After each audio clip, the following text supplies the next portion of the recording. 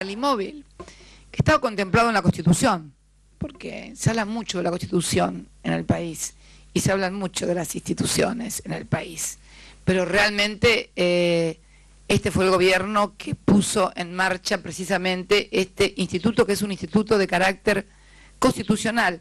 Y como señalaba Funes de Rioja, en los 12 años jamás el gobierno tuvo que laudar. ¿Qué significa esto para los que no entienden cómo funciona el mecanismo? Se sientan los trabajadores, se sientan los empresarios, se sienta el Estado, bueno, y discuten 1, 2, 10, y puede ser que no lleguen a algún acuerdo, y como no se puede estar discutiendo eternamente, si hay un momento, un instante en el cual no se logra acuerdo entre la patronal y los trabajadores, bueno, el Estado lauda. ¿Qué quiere decir? Fija unilateralmente, independientemente de la opinión de los empresarios y de los trabajadores, un determinado porcentual de aumento, o no fija un porcentual de aumento también, pues también eso es posible. Esto nunca sucedió. La negociación tripartita siempre funcionó adecuadamente, porque el objetivo es que haya acuerdo entre capital y trabajo, porque esta es la manera que concebimos nosotros más adecuada para funcionar la economía. Y lo hemos hecho, a pesar de los avatares. Yo quiero referirme al término avatares como un eufemismo, porque en realidad avatares siempre hay en la vida. Lo que hemos sufrido en estos 12 años en algunos momentos es un poquitito más que avatares, son casi, bueno, intentillos. Bueno, no vamos a entrar a definir porque no vamos a discutir, sino mañana va a haber. Lo importante que mañana los trabajadores y los que no son trabajadores, los argentinos, nos vamos a levantar una vez más y vamos a ver que el Consejo funcionó, que otorgó un aumento del 28,5 puntos, que eleva el salario de los 200 pesos, 200 pesos del salario mínimo vital y móvil que regía en el 2003 a 6.060 pesos en esta adecuación que se ha hecho en este último porcentual, que se divide en dos etapas, 18,5 a partir del 1 de agosto y el 10% no acumulativo a partir del 1 de enero, 6.060 pesos, 2.930% de aumento, casi 30 veces. Lo pueden deflactar con los índices que mejor se le ocurran, de acá, nacionales, internacionales, de la China, de donde quieran. Y no va a haber en el mundo un aumento del poder adquisitivo de los trabajadores, de las características, de la entidad y de la envergadura que se han hecho en estos 12 años, con viento de cola, con viento de frente, con zancadillas, con de todo, pero lo que hemos preservado ha sido fundamentalmente lo que para nosotros es uno de los vectores. Ahí te hacen alguna cosa, no importa. Uno de los vectores fundamentales, que es el mercado interno. Y sostener el mercado interno es sostenerlo a través del consumo. Nosotros somos firmes sostenedores de la necesidad de inyectar recursos, porque es primero la demanda y luego la oferta. Nadie invierte en un país si no tiene la certeza de que se lo van a comprar. Pero además, esto ha sucedido en un contexto internacional que ha sido totalmente fluctuante, porque de lo que podría denominarse el viento de cola de la primera etapa de este periodo de 12 años en el que tocó gobernar fundamentalmente a Néstor, él siempre me decía: a vos te van a demandar mucho más que a mí, porque como yo estábamos, que si me hacían así, se caía el país, todos se cuidaban más. Cuando comienzan a ser satisfechas las demandas, las propias expectativas de la sociedad en seguir subiendo escalones, va generando mayor presión, mayores demandas y también mayores tensiones en la sociedad. Con lo cual, la propia dinámica del crecimiento va al mismo tiempo generando tensiones. Y no tenemos que asustarnos ni de las tensiones ni del conflicto, sino de la capacidad de una dirigencia y fundamentalmente de un gobierno para poder encauzar adecuadamente esas tensiones. Yo les decía una primera etapa de viento de cola, pero después vino la crisis del 2008. Sí, acá el ministro me apunta, llevamos 7 años de crisis global. 2008 el mundo no se volvió a recuperar más. Hubo altibajos, crecimiento. En el 2009 volvió a caer. Hoy estamos con problemas porque nuestros principales socios no están creciendo, o u otros que crecían a 2 dígitos, como por ejemplo la República Popular China, ya se han puesto como meta que van a crecer a 1 dígito. Ni que hablar de lo que está sucediendo en el mundo. Hoy estaba leyendo cuando venía aquí que en Grecia se venden las islas de Grecia a precios de remate. No hablemos de los trabajadores, del 60% de desocupación en los jóvenes de 18 a 30 años, de la reducción de las pensiones. No hablemos de las imágenes que nos refrescaron lo que nos pasó en el año 2001, esos jubilados, esa foto de ese jubilado que recorrió el mundo llorando, sentado en el piso contra la persiana de un banco cerrado que se había quedado con sus recursos, con sus ahorros. Y bueno, la verdad que lo que dijo el representante de la CTA y lo que dijo Antonio Caló, titular de la CGT Argentina, esto es inédito en el mundo. Y la presencia de un presidente también es inédito. ¿Y por qué me gusta estar sentada aquí? Porque quiero remarcar que para nosotros esta política es una política fundante, es una política importante. Es importante para el presidente de la República que los trabajadores y el sector patronal puedan ponerse de acuerdo y podamos lograr a través de medidas de políticas públicas como el Ahora 12, como el Plan Comprar, como Precios Cuidados, haber reencauzado los problemas. Y yo creo que esto, si seguimos en esta senda, esto se va a acentuar. Hoy estaba leyendo un informe de la FAO, cómo han disminuido, cómo se han eso que dijo el ministro, los precios de los alimentos que son vitales. Somos el país en toda América Latina que más ha tenido este fenómeno, esto medido por la FAO. La COPAL se queja por eso, pero no debiera quejarse por eso. No debiera quejarse, al contrario, se han portado bien.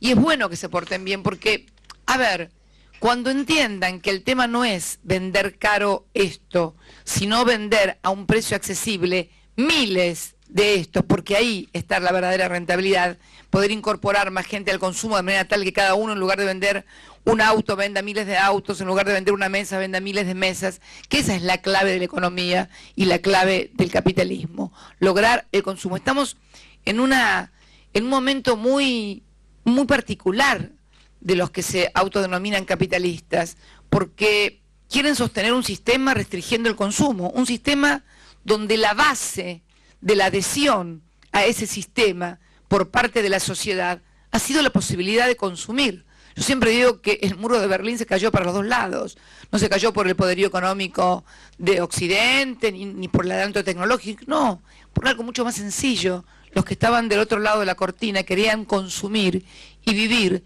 de la misma manera que se vivía de este lado. Y no es casual, si uno mide los ciclos económicos, que el ciclo de mayor igualdad, o sea, de menor brecha entre pobres y ricos, se produce entre el fin de la Segunda Guerra Mundial, 45, y la caída del muro de Berlín. ¿Por qué fue esto? Porque había una tensión muy fuerte entre Occidente, como símbolo del capitalismo, y la ex Unión Soviética como símbolo del comunismo, y entonces esa tensión obligaba a que el capital diera y no hubiera tanta concentración de la riqueza. Es notable, pero si uno ve el ciclo histórico que comienza a partir de la caída del muro de Berlín y a partir de lo que se denominan las hegemonías que se van creando, bueno, cada vez hay mayor concentración de la riqueza. Hoy, en Estados Unidos, que es el símbolo, digamos así, podríamos decirlo, del capitalismo, el 1% de su población tiene el 43 o el 44% del PBI.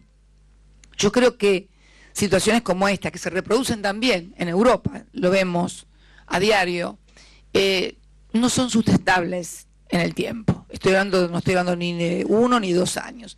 Y yo creo que estas cosas han comenzado a verse a partir del surgimiento de formaciones políticas nuevas, sobre todo en Europa, donde más se siente la crisis. Y yo creo que esto nos debe obligar a todos los argentinos a reflexionar con profundidad cómo seguimos sosteniendo, mejorando y profundizando esto. Hoy Funes de Rioja hablaba que a pesar de las economías regionales, uno de los principales problemas que tenemos es de comprensión que los problemas de las economías regionales no pueden ser tomados en forma uniforme, en forma homogénea. Primero, porque tenemos distintas actividades en cada economía regional. Algunos precios han caído, en general los commodities están cayendo cada vez que el dólar sube, y el dólar está subiendo en todo el mundo con respecto a todas las monedas, baja el precio de los commodities. Es casi una relación directa. Por eso también es tan importante seguir sosteniendo la reindustrialización, que es el valor agregado y la generación de puestos de trabajo de calidad, y también el agregado científico y tecnológico. Esto es imprescindible. No podemos reprimarizar nuestras exportaciones. Entonces, el tema de las economías regionales, tenemos dos cuestiones estructurales. Primero, la diversidad de las economías regionales y también el tamaño de cada productor dentro de cada economía regional. Porque el fenómeno de la concentración en la economía a nivel global se da también a nivel de las economías regionales, a nivel de las producciones, fundamentalmente de los commodities, donde se van agrupando cada vez, concentrando cada vez más, y los pequeños y medianos productores, bueno, obviamente, por una cuestión de relación de fuerzas, reciben un precio mucho menor de sus productos de lo que luego son comercializados por quienes los adquieren. Esto requiere la intervención, tal vez, de nuevos instrumentos del Estado en una forma más fuerte, porque claro, los precios de las economías regionales son precios internacionales, no pueden ser determinados por nosotros. Y el tamaño de un productor, por eso las últimas medidas que hemos tomado en materia granaria, en materia de la leche, es para pequeños y medianos productores. Claro, uvas, peras y manzanas, o sea, un productor, por decir, cañero, de tantos kilos de caña, tantas toneladas de caña, no es lo mismo que el que procesa la caña, vende el papel, la mejor azúcar, no digo el nombre, pero ya todos saben quién es. Pero esto se produce, no es contra nadie en particular. Esto se produce, acá está el amigo de la Copal, para que no se ponga nervioso, le voy a poner algún otro ejemplo que no sea de la Copal. En el acero pasa lo mismo, no es lo mismo un pequeño taller metalúrgico que los amigos de acá de Caló. Bueno, en fin, o sea, no es lo mismo que caiga el precio del acero para un pequeño taller que caiga el precio del acero para un gigante que bueno, que tiene casi un poder monopólico en materia de mercado. Entonces, por eso no puede haber medidas uniformes y globales, hay que ir sector por sector, de acuerdo a tamaño de producción, y también viendo cómo se integran las cadenas, porque lo que tenemos que lograr es que esos pequeños productores vayan integrando las cadenas, eslabonando las cadenas, para que puedan ir dándole valor agregado a sus productos. Si producen un poquito solamente en la economía regional y además no le agregan valor, esto se va a seguir agravando con el paso del tiempo. Por eso es muy importante la presencia del Estado y la continuidad de las políticas y de un Estado activo, y también la necesidad muchas veces de que cada economía regional, cuando ve que un producto ha dejado de tener mercado, porque también hay otro problema, y en el tema de la fruta, no quiero mencionar, pero hay un tipo de fruta que ha dejado de tener colocación en el mercado, ya no se demanda esa fruta, sino una fruta más pequeña, otra forma. Bueno, cuando el mercado global cambia la demanda del consumidor, no podemos seguir sosteniendo a un productor si ese productor no se renueva y cambia. Para poner un ejemplo, el ejemplo de lo que fue el vino común de mesa, que fue el producto de tantos argentinos durante tanto tiempo, luego cambiaron los gustos del consumidor. Se dedicaron a las bebidas colas o a la cerveza. El vino de mesa cayó. Bueno, no podríamos haber sostenido a esa producción de vino de mesa que no tenía colocación, ni en el mercado interno ni en el mercado externo. ¿Qué hizo el sector? Se reconvirtió en vinos de alta gama, con pequeñas bodegas, más sofisticadas, con mucha tecnología, con mucho valor agregado, con marketing, en fin, con todo eso. Bueno, yo creo que ese fenómeno tiene que reproducirse en todas y cada una de las economías. Cambiar conjuntamente con el mercado, salvo que uno sea tan inteligente que invente algo que el mercado se lo demanda, como fue Steve Jobs o cualquiera de esos, ¿no? Bill Gates, claro. Allí sí funciona el tema de la oferta y después la demanda, porque alguien crea. Como fue, además, en la fundación del capitalismo, cuando Henry Ford inventa el auto, o Edison con la lamparita, bueno, pero de esos... o vi con la virome, pero de esos cuántos hay, no son muchos, entonces tenemos que tener en cuenta estas reglas y comprender, y fundamentalmente entender que el tema de la inclusión, y con esto quiero finalizar, cuando hablamos de inclusión no estamos hablando únicamente de los sectores vulnerables, de los sectores de la UH o de la UH por embarazo. No estamos hablando de eso. Cuando hablamos de inclusión, hablamos de una cosa mucho más amplia, porque la inclusión incluye fundamentalmente también al sector empresarial. Todos han sido incluidos. Hoy hay empresarios que no eran empresarios en el 2003. Hoy hay grandes empresarios que en el 2003 eran pequeños o medianos empresarios. Hoy hay comercios o cadenas de comercio que estaban casi fundidas en el 2003 por el auge de los importados y hoy no se cansan de abrir sucursales a lo largo y a lo ancho del país porque hemos tenido una administración de comercio que ha privilegiado la industria nacional, el agregado de valor aquí en la Argentina en todas las actividades. Entonces, estas cosas también tienen, cuando hablamos de inclusión, hablamos de eso, de la inclusión de todos. Es más, sostener la inclusión de los de más abajo es sostener la producción y el trabajo de los empresarios. ¿A quién le venden los televisores? ¿A quién le venden las computadoras? ¿A quién le venden los alimentos? Por ejemplo, la Copal es una de las sectores más beneficiados por las políticas de inclusión social de los sectores más vulnerables. ¿Por qué? Porque los sectores más vulnerables determinan o dedican la mayor parte de sus ingresos a alimentos, a vestimenta, por ejemplo, el sector del calzado de vestimentas. Entonces, esto hay que comprenderlo. Muchas veces se habla con cierto desdén de los programas sociales, pero está comprobado que hemos hecho simulación de PBI sin programas sociales y simulación de PBI con programas sociales y tenemos casi 2 puntos más de PBI con los programas sociales. Entonces esto significa crecimiento de toda la actividad económica.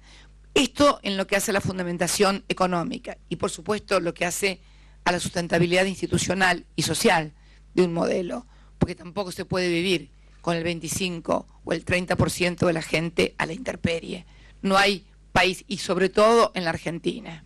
¿Y por qué sobre todo en la Argentina? Bueno, porque hace muchos años hubo un señor y una señora que en el año 45 decidieron que, bueno, que los trabajadores tenían derechos, porque aunque no se crea, en aquel momento, hasta que llegó un señor a la Secretaría de Trabajo y Previsión, no había aguinaldo, no había vacaciones pagas, no había licencia por enfermedad, y puedo seguir enumerando derechos que hoy resultan casi imposibles de creer que en algún momento alguien, si se enfermaba, era despedido, o no se le pagaba el sueldo los días que estaba enfermo, o no había vacaciones, o no había aguinaldo.